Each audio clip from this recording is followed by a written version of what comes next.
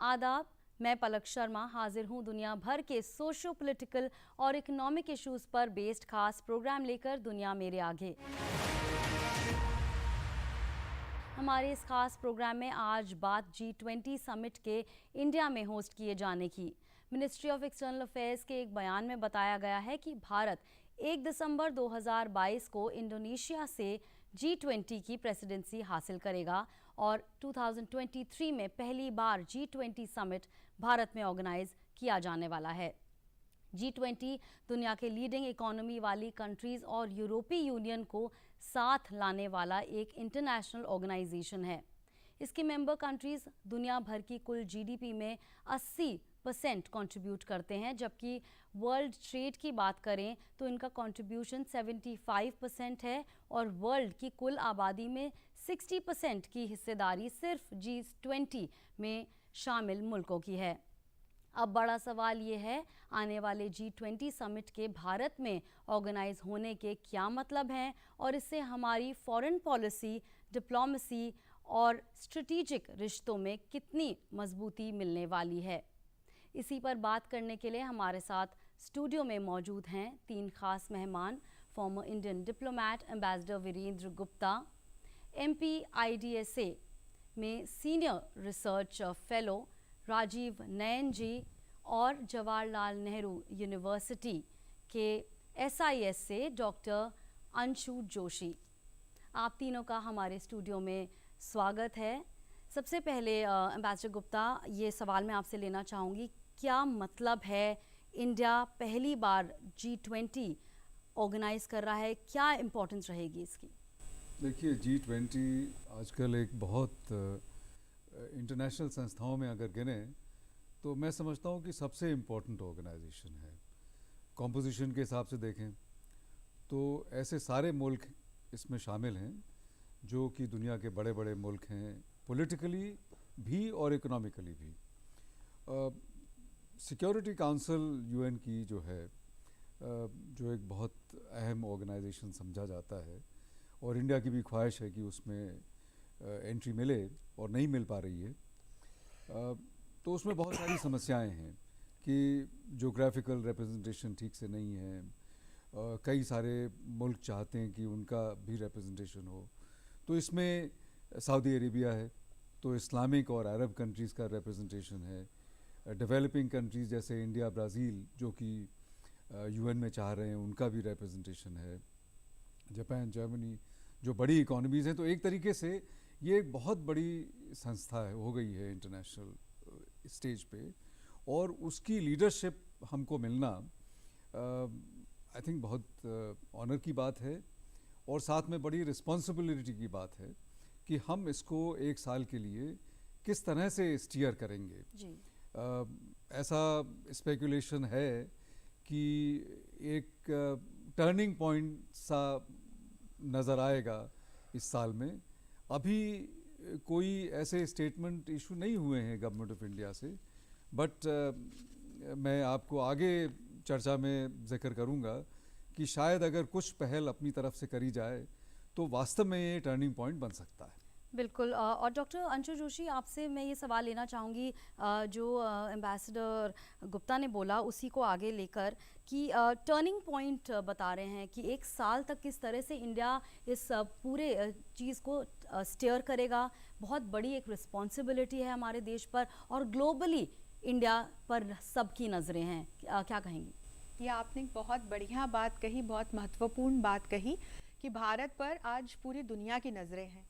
तो 2-3 पॉइंट्स हैं जिनको जब हम जोड़ कर देखते हैं तो हमें एक स्पष्ट कहानी समझ में आती है कि क्यों G20 का आज ग्लोबल लेवल पर एक स्ट्रेटेजिक इम्पॉर्टेंस है और भारत को उसकी प्रेसिडेंसी मिलने से क्या मायने बदलते हैं। तो देखिए, एक तो हम आज जिस दुनिया में रह रहे हैं, कोविड-19 के बाद की दुनिया है। पहली चीज़ तो ये, बहुत सारे इकोनॉमिक और दूसरे चैलेंजेस हमारे सामने हैं जिनसे उबरने का प्रयास पूरी दुनिया कर रही है।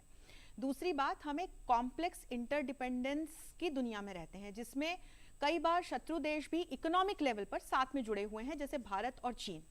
फिर यदि हम देखें तो जब हम पावर के सही मायनों को समझने की कोशिश करते हैं तो आज की दुनिया में पावर के जो मायने हैं वो सिर्फ मिलिट्रल पावर तक लिमिटाइज्ड नहीं है।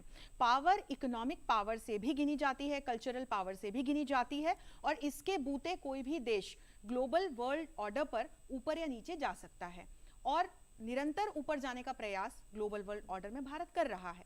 अब भारत को G20 की प्रेसिडेंसी मिलने वाली है। G20 एक ऐसा इंटरनेशनल प्लेटफॉर्म है जिसमें पूरे दुनिया भर के देशों की शिरकत है, चाहे डेवलप्ड नेशंस हो, डेवलपिंग नेशंस हो, और सारे कॉन्टिनेंट्स से शिरकत है। लॉबी वाइज यदि देखें तो यहाँ कोई वेस्ट या ईस्ट की लॉबी आपको या विचारधारा का टकराव नहीं दिखाई देता है। यहाँ चाइना और रशिया भी इसके मेंबर हैं, तो यूएस और जर्मनी भी इसके मेंबर हैं, भारत भी इसका मेंबर है। तो ये सारा कुछ देखते हुए जब भारत को इसकी प्रेसिडेंसी मिलने वाली है तो भारत डिप्लोमेटिकली हम पिछले कुछ सालों में यदि देखें तो वाकई वैश्विक स्तर पर, ग्लोबल लेवल पर एक न्यूट्रल स्टैंड लेकर के आगे बढ़ रहा है, और बायलैटरल लेवल पर और मल्टीलैटरल लेवल पर इकोनॉमिक कोलैबोरेशन को लेकर के तो कई ऐसे प्रयास कर रहा है कि पूरी दुनिया आपस में जुड़े और पॉजिटिव एजेंडा को लेकर के साथ में चले। और यहीं पर मैं एक भारत का पाथ ब्रेकिंग रोल देखती हूँ as the new presidency of G20। बिल्कुल, एक बहुत इंपॉर्टेंट बात आपने कही, इंटरडिपेंडेंस, जिसके बिना कोई नेशन ऑपरेट नहीं कर सकता। राजीव जी, ये सवाल आपसे, इस वक्त G20 जिस तरह से ग्लोबल ऑर्डर में, अंशु जी बता रही हैं, इंडिया लगातार ऊपर बढ़ने की कोशिश कर रहा है, इस वक्त G20 को ऑर्गेनाइज करना और उसको सही डायरेक्शन में स्टीयर करना कितना इंपॉर्टेंट रहेगा इंडिया के लिए? निश्चित ही देखिए, हम जब 22 फरवरी को कैबिनेट ने एक अपना डिसीजन, अपना निर्णय दिया कि हम इसे होस्ट करने जा रहे हैं, और आधिकारिक तौर पर पहले सब मालूम था ही, गैर आधिकारिक तौर पर तो सबको मालूम था कि भारत होने जा रहा है। तो इसने कहा कि हम एजेंडा सेटिंग में करेंगे। बस उन्होंने स्टेटमेंट जो दिया है वो काफ़ी महत्वपूर्ण है। देखिए, ऐसा नहीं कि बहुत भारत ड्रामेटिक कुछ चीज़ लाने जा रहा है। जब 2020 में प्रधानमंत्री ने अपना बयान दिया था G20 के देश में, तो उन्होंने कहा था कि देखिए 90% उस समय, बाद में परिस्थिति बदली, बहुत सारे ऐसे राष्ट्र थे जो भी कोरोना के चपेट में आ गए, लेकिन करीब 90% राष्ट्र जो G20 के अंदर आते हैं वो कोरोना के शिकार थे। और उसी समय से एक जो स्वास्थ्य की, विश्व स्वास्थ्य की भूमिका जो अभी उन्होंने बात की, इंटरडिपेंडेंस की, और जिस तरह से हमने वैक्सीन डिप्लोमेसी की बात की है, कूटनीति की बात की है, और अभी जो G20 के मंत्रियों की बैठक हुई है इंडोनेशिया में, ये one of the most important, सबसे महत्वपूर्ण वर्टिकल्स के रूप में इसको लाया गया था, और उस पर कई तरह से सिविल 20 से लेकर हर तरह के इस पर हुई है, बातचीत हुई है, और इसे कैसे बढ़ाया जाएगा। तो जब भारत अपना प्रेसिडेंसी लागू करेगा, जब से शुरुआत करेगा, तो निश्चित ही एक महत्वपूर्ण जो हेल्थ के रूप में भी, जो स्वास्थ्य के रूप में भारत इसे आगे बढ़ाएगा। क्योंकि देखिए, जैसे अभी सबने कहा कि यह जो बड़ा ही सम्मिश्रित एक समूह है, उसमें इसे इनफॉर्मल ग्रुपिंग हम जनरली कहते हैं। जरूरी नहीं है कि एक बड़ा फॉर्मल कोई सेक्रेटेरिएट नहीं है, और यद्यपि हम सेक्रेटेरिएट यहाँ पर 1 साल के लिए स्थापित कर रहे हैं, उसके बाद भी रहेंगे 6 महीने तक, 1.5 साल तक करीब करीब हम अपना एक सचिवालय G20 के लिए दिल्ली में रखेंगे। लेकिन आमतौर पर इसका कोई सचिवालय नहीं रहता है, प्रत्येक प्रेसिडेंसी जो रहता है वो अपना रखता है। तो यहाँ पर उनकी बड़ी बड़ी हमारी योजना है। उस योजना में विभिन्न मुद्दों पर, चाहे दुनिया का हर एक जो मानव समाज को प्रभावित करने वाला है, वैसा हर एक मुद्दों को हमने उठाया है। चाहे वह व्यापार का, हमने कहा है कि इस पर बात करेंगे, चाहे इस पर टूरिज्म की बात होगी, महिलाओं के सशक्तिकरण की बात होगी, उसके साथ साथ जितने हो सकता है आपको संस्कृति की बात होगी, कुछ भी नहीं छूटा है। उसके लिए बड़ा लंबा चौड़ा उस पर प्लान है कि उस पर हम इंटरेक्शंस ग्रुप करेंगे, इनिशिएटिव्स लिया जाएगा, उस पर हम जिसे कहते हैं विद्वानों से भी, एकेडमिक समुदाय से भी उसमें बातचीत की जाएगी, और इसके जो अभी तक बात चल रही है उसे शार्पिन किया जाएगा, उसे और भी अच्छा करने का प्रयास किया जाएगा, और उसमें एक डिजिटल जिसकी इकॉनमी की बात कर रहे हैं उसको कैसे आगे बढ़ाया जा सकता है जो पूरी दुनिया को जोड़े। और साथ साथ इसमें यह भी बात होगी किस तरह से ऊर्जा की बात, अभी देखिए हम ऊर्जा संकट से विशेष करके यूक्रेन समस्या के पश्चात या उसके पहले भी हम जूझ रहे थे, तो उस ऊर्जा संकट से पूरी दुनिया को कैसे हम मुक्त कराए, उस संकट से मुक्त कराए, इस पर काफ़ी इस पर ध्यान रहेगा। फोकस एरिया भी भारत ने कहा है कि हम बनाएंगे, उसमें कई सारे स्टेक होल्डर सबसे बात करेंगे, और ऐसा बातचीत करके आगे बढ़ाने की बात, भले ही यह जिसे कहते हैं विकसित और जो विकासोन्मुख राष्ट्र है, जिसे इमर्जिंग इकोनॉमीज और राइजिंग इकोनॉमीज की हम बात करते हैं, लेकिन इनका जो प्रभाव होगा केवल उन्हीं पर G20 पर ही सीमित नहीं होगा, ये पूरे मानव समुदाय के लिए हमारी एक परिकल्पना है और उसी को लेकर हम आगे बढ़ाएंगे। भारत जब अपना विज्ञान की भी बात करता है, चाहे हमने चंद्रयान पर भेजा था उस समय भी हमने मानव समुदाय की बात की थी, तो हम पूरे विश्व मानव समुदाय की हम बात करेंगे। बिल्कुल। एम्बेसडर गुप्ता, राइजिंग और बढ़ती इकोनॉमीज़ की बात हो रही है। G20 में सभी टाइप की कंट्रीज़ हैं, डेवलपिंग, डेवलप्ड, अंडर डेवलप्ड। इस वक्त अगर इंडिया की बात करें इकोनॉमिकली, कोविड के बाद बहुत बड़ा एक गेम चेंजर साबित हुआ है इंडिया। जिस तरह से इंडिया ने मदद करी है पड़ोसी कंट्रीज़ की दुनिया भर में, इनफैक्ट इकोनॉमिकली इस चीज़ को आप किस तरह से देखते हैं? किस तरह से इंडिया आगे बढ़ रहा है और G20 कितना इम्पोर्टेंट रहेगा? देखिए, ये जो G20 है उसको premier international organization for financial economic cooperation, तो इसके मुद्दे में ये बेशक बहुत इम्पोर्टेंट चीज़ है। पुराने ज़माने के कंपैरिजन में आज की तारीख में, जैसा पहले भी जिक्र हुआ, कि इकोनॉमिक कोऑपरेशन, इकोनॉमी बहुत इम्पोर्टेंट हो गई है। इनफैक्ट पॉलिटिकल सिक्योरिटी चीज़ों से ज़्यादा इम्पोर्टेंट है एक तरीके से देखा जाए तो उसमें सस्टेनेबल डेवलपमेंट, इंक्लूसिव डेवलपमेंट, इन सब चीज़ों की बात होती है, डिजिटल इकोनॉमी की बात होती है। और एक बहुत बड़ा चैलेंज आया है कि दुनिया में एक तरीके से या दूसरे तरीके से पिछले 5-10 सालों में कुछ फाइनेंशियल क्राइसिस चल रही है और वो फाइनेंशियल क्राइसिस ख़त्म भी नहीं हुई। उसके पहले कोविड का प्रकोप हो गया, 2-3 सालों से हम कोविड से जूझ रहे हैं। तो सबसे बड़ा चैलेंज है वो अपनी इकोनॉमिक डेवलपमेंट किस तरीके से किया जाए और कोविड से हम देश, सारी इकोनॉमी दुनिया भर की किस तरह से निकलें। सप्लाई चेन्स डिसरप्शन हो गई है, लॉपसाइडेड हो गई हैं, किसी एक ही जगह में ज़्यादा होने से उसमें डिस्टर्बेंस हो जाती है। तो ये सब बड़े बड़े चैलेंजेस हैं जिनके बारे में जो दुनिया के जो ताकतवर और इकोनॉमिकली स्ट्रॉन्ग नेशंस हैं उनको G20 में बैठ के करना पड़ेगा। लेकिन पलक जी, मैं एक बात का जिक्र करना चाहता हूँ कि ये एक इकोनॉमिक ग्रुपिंग जैसे समझ लीजिए, और कोई इसके कॉन्स्टिट्यूशन में कोई लिमिटेशन नहीं है कि इसको पॉलिटिकल सिक्योरिटी, अब आप समझे एक वक्त में जैसे कि इंटरनेशनल टेररिज्म से दुनिया को बहुत प्रॉब्लम है, और क्यों नहीं हम G20 में वो इशू को भी डिस्कस करें। मैं इस बात को इसलिए उठा रहा हूँ कि हमारी बड़ी एस्पिरेशन है कि हम UN सिक्योरिटी काउंसिल के मेंबर बने, लेकिन UN सिक्योरिटी काउंसिल का मेंबर हमको कोई बनने नहीं दे रहा है। चाइना उसमें बहुत एक्टिव रोल करता है और चाइना हमारे सारे अटेम्प्ट्स को, सारी कोशिशों को फ्रस्ट्रेट कर रहा है, और ऐसे ही चलता रहेगा। पिछले 30-40 सालों से चल रहा है और अगले 15-20 सालों में तो मुझे नहीं लगता कि इंडिया को सिक्योरिटी काउंसिल की मेंबरशिप मिलेगी। तो हमारे पास एक मौका है एज चेयरमैन ऑफ G20 कि हम G20 का एक टर्निंग पॉइंट, एक रुझान एक पॉलिटिकल सिक्योरिटी इश्यूज में भी करें। और ऐसा नहीं है कि पहले नहीं हुआ है। जब फ्रांस इसका लीडर था तो उस वक्त में उन्होंने एजेंडा के लिए बहुत सारी चीज़ें सजेस्ट करी थी जिसमें पॉलिटिकल और सिक्योरिटी इश्यूज भी थे। तो मुझे लगता है कि G20 में बहुत सारे देश, अगर हम थोड़ा सा अटेम्प्ट करें कि थोड़ी बहुत सिक्योरिटी और पॉलिटिकल इश्यूज को लाने की बात करें, तो उसमें बहुत सारे कंट्रीज हमको सपोर्ट करेंगे, तो उसमें हमारा ब्रॉड टर्म फ़ायदा होगा और हम UN सिक्योरिटी काउंसिल की रिडंडेंसी को और स्ट्रॉन्ग कर देंगे और इसको बढ़ा देंगे। बिल्कुल, बहुत ही important point doctor Anshu. Political security की यहाँ पर बात हो रही है, चैलेंजेस किस तरह के आप देखती हैं? क्योंकि जैसे कि हमने पहले भी डिस्कस किया, पहली बार इंडिया में ऑर्गेनाइज हो रहा है, किस डायरेक्शन में स्टीयर होगा इसका कोर्स, ये इम्पॉर्टेंट होगा। और जिस तरह से इंडिया का ग्लोबल जो आउटलुक, ग्लोबली इंडिया के बारे में चेंज हो रहा है, सबकी नज़रें इंडिया पे हैं, पॉलिटिकली क्या इम्पैक्ट रहेंगे, क्या चैलेंजेस रहेंगे?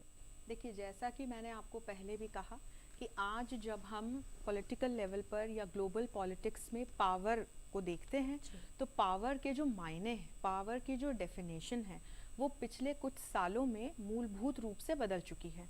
हम पहले पावर को सिर्फ मिलिट्रल पावर से या टेरिटोरियल पावर से जानते थे, लेकिन धीरे धीरे 90 के दशक में जब उदारीकरण आना शुरू हुआ, लिबरलाइजेशन की वेव आई, ग्लोबलाइजेशन की वेव आई, एक टेक्नोलॉजिकली पूरा जो वर्ल्ड है वो एडवांस होने लगा, तो उसके बाद काफ़ी सारी चीज़ें बदली और पावर को इकोनॉमिक पावर से, कल्चरल पावर से एसोसिएट करके देखा जाने लगा। जोसेफ नाए एक इंटरनेशनल रिलेशंस के बड़े एक्सपर्ट हुए हैं, उन्होंने 1992 में ये सॉफ्ट पावर नाम की एक टर्म कॉइन की, और सॉफ्ट पावर में इकोनॉमिक पावर उसका एक हिस्सा है।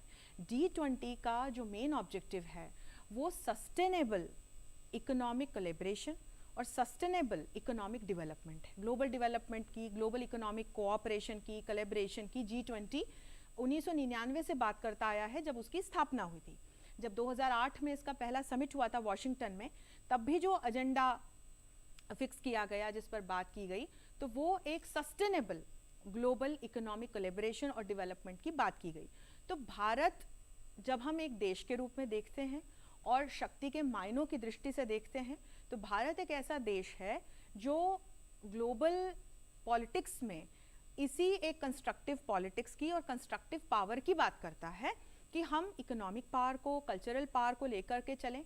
और आज दुनिया के जब हम चैलेंजेस की बात करते हैं, तो इंटरनेशनल या ग्लोबल टेररिज्म एक बहुत बड़ा चैलेंज है हम सभी के सामने। इसकी वजह से हमें कई इकोनॉमिक नुकसान भी उठाने पड़ते हैं सभी मुल्कों को, क्योंकि जो फंड्स आपको अपने इंफ्रास्ट्रक्चरल डेवलपमेंट पे लगाने चाहिए, वो कहीं ना कहीं आप काउंटर टेररिज्म इनिशिएटिव्स पे और साथ ही साथ अपनी जो बॉर्डर्स हैं उनको सिक्योर करने में या आंतरिक सुरक्षा में लगा देते हैं। आपको अपना डिफेंस बजट बढ़ाते जाना पड़ता है, तो इससे इकोनॉमिक प्रोग्रेस जो है हर मुल्क की, वो प्रभावित हो रही है। इसके अलावा हम देखें तो कोविड-19 के बाद काफ़ी सारे मुद्दे हैं, तो हेल्थ केयर फैसिलिटीज़ को बढ़ाना और एक ग्लोबल लेवल पर एक ऐसा सिस्टम तैयार करना जिसमें हम आपस में कम्युनिकेट कर सकें इस प्रकार की किसी भी महामारी के केस में, ताकि आगे इस तरह की स्थिति का सामना हमको ना करना पड़े, उसकी भी हाल फिलहाल दरकार है।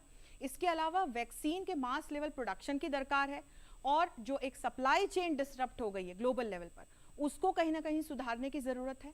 इसके अलावा क्लाइमेट चेंज कंटेनमेंट एक बहुत बड़ा मुद्दा है, और भारत इस मुद्दे को लेकर के पूरे ग्लोबल लेवल पर एक अग्रणी भूमिका अदा कर रहा है। तो ये जो तमाम मुद्दे हैं, ये कहीं ना कहीं सोशियो पॉलिटिकल मुद्दे हैं, और मुझे लगता है कि जो भारत एक नए प्रेसिडेंट के रूप में टेक ओवर करेगा, तो हाल फिलहाल G20 में एक व्यवस्था होती है ट्रॉइका, जिसमें जो ऑनगोइंग प्रेसिडेंसी जिस कंट्री के पास होती है और जो अगला प्रेसिडेंट नेशन बनने वाला होता है, वो साथ मिलकर ट्रॉइका बनाते हैं। तो भारत तो 2021 से ही इंडोनेशिया के साथ ट्रॉइका के रूप में काम कर रहा है। तो भारत को पता है कि किस तरह से ये तमाम जो मुद्दे हैं, वो जो G20 का एक मुख्य मुद्दा है, sustainable economic development and collaboration, उसमें जोड़ना है। और मुझे लगता है कि जैसा कि राजीव सर ने भी कहा, बहुत सही बात कही, कि हम एकदम रातों रात किसी बदलाव की अपेक्षा या आशा तो नहीं कर सकते, लेकिन हाँ, हम ये आशा जरूर कर सकते हैं कि ये जो तमाम मुद्दे हैं जो हमारे सामने आज खड़े हैं, इन्हें कहीं ना कहीं इकोनॉमिक मुद्दों के साथ जोड़कर G20 को एक होलिस्टिक आकार दिया जा सकता है। बिल्कुल, रातों रात बदलाव की उम्मीद नहीं हो सकती, लेकिन राजीव जी, भारत अपना दायरा लगातार बढ़ा रहा है। अगर स्ट्रेटेजिक इश्यूज़ की बात करें इस G20 में, आपके हिसाब से क्या वो बेहद इम्पॉर्टेंट इश्यूज़ होने चाहिए जिन पे खास जो है ध्यान, खास नज़र, खास डिस्कशन होना चाहिए? देखिए, जैसा कि अभी वीरेंद्र गुप्ता साहब ने भी बोला और अभी अंशु जी ने भी बोला कि देखिए, वर्तमान चुनौतियाँ और भविष्य की चुनौतियाँ दोनों को ध्यान में रखकर, और जो साथ साथ इसमें देखिए भारत ने बड़ा स्पष्ट से कहा है कि हम एक कंसल्टेशन प्रोसेस की बात करेंगे, हम इसमें शेरपा प्रोसेस की बात करेंगे, फाइनेंस प्रोसेस की बात करेंगे। सारे कोई हमारा एक तरफा नहीं होने जा रहा है, हम सब साझेदारियों, सबके साथ जितने साझेदार हैं, हम सब से बात करेंगे और एक नई परिकल्पना के साथ हम आगे आएंगे। ये परिकल्पना हमारी ज़मीन से जुड़ी होगी और जो भविष्य की चिंता करने वाली होगी, इस तरह की एक परिकल्पना है। तो उस परिकल्पना में क्या आता है, जैसे देखिए इनका जो G20 का विगत सालों में जो एजेंडा हुआ है काफ़ी बड़ा होते चला गया है। सुरक्षा की जब आवश्यकता होती है, निश्चित ही मैं वीरेंद्र गुप्ता साहब के साथ पूर्णतः सहमत हूँ कि उन सुरक्षा के मुद्दों को लाया जाना चाहिए। अभी वर्तमान में क्या है, हमें वहाँ पर जिस चीज़ों से, जिन मुद्दों से हम जूझ रहे हैं, उन्हें हमें ठीक से करना। अभी देखिए विकास की सबसे बड़ी बात है, जैसा कि अंशु जी ने बताया कि विकास के और सुरक्षा दोनों आपस में कहीं भी कंट्राडिक्टरी नहीं है, कहीं भी आपस में एक दूसरे का विरोधाभास नहीं प्रकट करते हैं, तो निश्चित ही वैसा होना चाहिए। विकास के और सुरक्षा दोनों के कई आयाम हैं। अभी आपने जो जलवायु परिवर्तन की जो बात की, इसमें जलवायु परिवर्तन के लिए भी जो सो फाइनेंस, क्लाइमेट फाइनेंस के काफ़ी बातचीत की जाने वाली है, और क्या किस तरह से एक जो क्लाइमेट इंफ्रास्ट्रक्चर को आगे बढ़ाया जा सकता है और उसका फाइनेंशियल इंफ्रास्ट्रक्चर कैसे खड़ा किया जाएगा, इस पर भी बात होगी। देखिए, जलवायु परिवर्तन एक बड़ा महत्वपूर्ण मुद्दा हो गया है, और पाश्चात्य देश और जो विकासशील देश है उस आपस में टकराते रहते हैं, जितने भी प्लेटफॉर्म से, जितने भी मंच हैं। लेकिन G20 जैसा ऐसा मंच जहाँ कि दोनों तरफ के नुमाइंदे, दोनों तरफ के रिप्रेजेंटेटिव्स जो बैठते हैं, तो इनका एक बड़ा ही जिसे कंस्ट्रक्टिव एक सोल्यूशन निकाला जा सकता है कि देखिए हम इसे इस तरह से निकाल। साथ में जो थीम इंडोनेशिया के मिनिस्टर्स की मीटिंग में हुई थी कि हम कैसे साथ में रिकवरी करें, साथ में बाहर निकले इससे, और मजबूती से बाहर निकले। तो इसलिए हमें देखिए जो हमारा महत्वपूर्ण मुद्दा होगा कि हम किस तरह से मजबूती से वर्तमान संकट से बाहर आए, और ये हमारा प्रश्न होना चाहिए। और हमें लगता है कि भारत अपना जो एक समय रहेगा उसमें काफ़ी इसने अपना एक, जैसा मैंने पिछले सेगमेंट में बताया था, इसने बड़ी योजना बना रखी है कि देखिए लगभग सारे मुद्दे विश्व के हैं, और उसमें जो सबसे महत्वपूर्ण मुद्दे हैं उनके अंदर गहराई तक जाकर और किस तरह से विश्व समुदाय के लिए हम कार्य कर सकते हैं। G20 जो है तो आज के दिन में ग्लोबल गवर्नेंस का सबसे महत्वपूर्ण संस्था माना जा रहा है। ग्लोबल आर्किटेक्चर के लिए इसकी तरफ सारे लोग नज़र दिखाए हुए, कई सारे इनफॉर्मल ऑर्गेनाइजेशंस आए हैं, लेकिन जितने इनफॉर्मल ऑर्गेनाइजेशन छोटे जो प्रयोग एक अंतर्राष्ट्रीय राजनीति में है, अंतर्राष्ट्रीय जगत में है, माना जाता है कि बड़े जैसे यूनिवर्सल ऑर्गेनाइजेशन, यूनाइटेड नेशन, संयुक्त राष्ट्र संघ जैसे स्थानों पर वास्तविकता में काम नहीं किया जा सकता है। तो छोटे छोटे जो संगठन हैं, इनफॉर्मल ग्रुपिंग्स हैं, वहाँ पर बहुत ही गंभीरता से किसी भी प्रश्न को लेकर और उसके जो समाधान के लिए बात की जाती है। तो G20 में ऐसे ही दोनों का जो एक सामंजस्य होगा, उससे काफ़ी विश्व संकट को हम निपटने में आगे बढ़ेंगे। ऐसे बिल्कुल। एम्बेसडर गुप्ता, बतौर डिप्लोमेट एक बहुत ही ख़ास रोल में आप रहे हैं पिछले सालों में। फॉरेन पॉलिसी की अगर बात करें, इस G20 समिट की प्रेसिडेंसी से हमारी जो डिप्लोमेटिक रिलेशंस हैं, हमारी जो फॉरेन पॉलिसी है, उस पे किस तरह का बदलाव आप देखते हैं? नहीं, फॉरेन पॉलिसी में बदलाव नहीं। हमारी फॉरेन पॉलिसी इज़ असर्टिव। हम नेशनल इंटरेस्ट में अपनी फॉरेन पॉलिसी को परस्यू करते हैं जी। बट फॉरेन पॉलिसी जो नेशनल इंटरेस्ट है उसको हम कोई बहुत संकीर्ण दायरे में नहीं देखते, और ना ही शॉर्ट टर्म में डिफाइन करने की कोशिश करते हैं। एक ब्रॉडर हमारा आउटलुक है, और एक वसुधैव कुटुंबकम की सोच है हमारी। तो हम सबकी फ़ायदे की भी सोचते हैं, पूरे दुनिया के फ़ायदे की हमेशा सोचते हैं। मोदी जी हमेशा इसके बारे में बात करते हैं, लेकिन उसके साथ साथ वो उन पहलुओं पे बात करके हम अपने नेशनल इंटरेस्ट को इग्नोर नहीं करना चाहिए, और वो ऐसा ही हो रहा है। तो फॉरेन पॉलिसी तो हमारी वो रहेगी, बट हमको एक लीडरशिप का रोल मिला है, और उस लीडरशिप को के रोल की अदायगी अब हम कई सालों से ये मांग रहे हैं कि इंडिया एक बड़ा इम्पोर्टेंट कंट्री इमर्ज होके आया है, और हमको विश्व पटल पे हमको एक रिस्पॉन्सिबल रोल मिलना चाहिए, जो कि नहीं मिल रहा है। तो हाथ कंगन को आरसी क्या, तो आप यहाँ पे दिखाइए। अब हमको दिखाने का मौका है कि हम साल डेढ़ साल जो हमारा बहुत एक्टिव रोल रहेगा, हम किस तरह से उसको कंडक्ट करते हैं। और जैसा जिक्र हुआ कि इकोनॉमिक जो एक बहुत पहले एक बात हुई थी, कुछ यूरोपियन कंट्रीज़ ने ऐसा सजेस्ट किया था कि UN security council political security issues के लिए है, एक इकोनॉमिक इश्यूज़ के लिए एक अलग से इकोनॉमिक सिक्योरिटी काउंसिल टाइप का बनाना चाहिए। तो मैं समझता हूँ G20 जो है वो इकोनॉमिक सिक्योरिटी काउंसिल नहीं है, और इसका एक प्रारूप आकार बिल्कुल भिन्न है, और हमको उसी डायरेक्शन में काम करने की ज़रूरत है कि इकोनॉमिक और सिक्योरिटी इश्यूज़, जैसा अंशु जी ने बताया, बहुत क्लोजली इंटरलिंक्ड है। अब जैसे देखिए इंटरनेशनल टेररिज्म का इकोनॉमिक डेवलपमेंट में फ़र्क पड़ता है। ट्रेड एंड इकोनॉमिक डेवलपमेंट के ऊपर मैरिटाइम सिक्योरिटी अगर नहीं मिलेगी हमको, तो हमारा ट्रेड कैसे होगा, हमारे ऑयल सप्लाईज कैसे आएंगे। Energy security is an important issue. Food security की तो बात होती है, हेल्थ सिक्योरिटी। अब फूड सिक्योरिटी से कनेक्टेड हो जाएगा यूक्रेन का इशू। तो ये सारे इश्यूज इंटरकनेक्टेड हैं एंड मुझे कोई ऐसा नहीं लगता कि अब ये हमारी डिप्लोमेसी की एक टेस्ट होगा कि हम सारे कॉम्प्लिकेटेड मुद्दों को और एक होलिस्टिक सेंस में, जैसा अंशु जी ने बोला कि होलिस्टिक सेंस में हम उसको कैसे डिलीवर करेंगे, कैसे उसको टेकअप करेंगे, कि उसको टैक्टफुली करना है। हमारा एक जो independent neutral objective, neutral not just for the sake of being neutral but objective stand हम किस तरह से मेंटेन कर पाएंगे। चलिए, बहुत बहुत शुक्रिया आप तीनों का इस बेहद दिलचस्प और ख़ास बातचीत करने के लिए। हमारी इस ख़ास पेशकश में फ़िलहाल इतना ही। हमारा प्रोग्राम आपको कैसा लगा, इस पर आप अपनी राय भी हमें दे सकते हैं। इसके लिए हमारा ईमेल आईडी है ddurduspecials@gmail.com। इसी के साथ हमारी पूरी टीम को दीजिए इजाज़त। आदाब।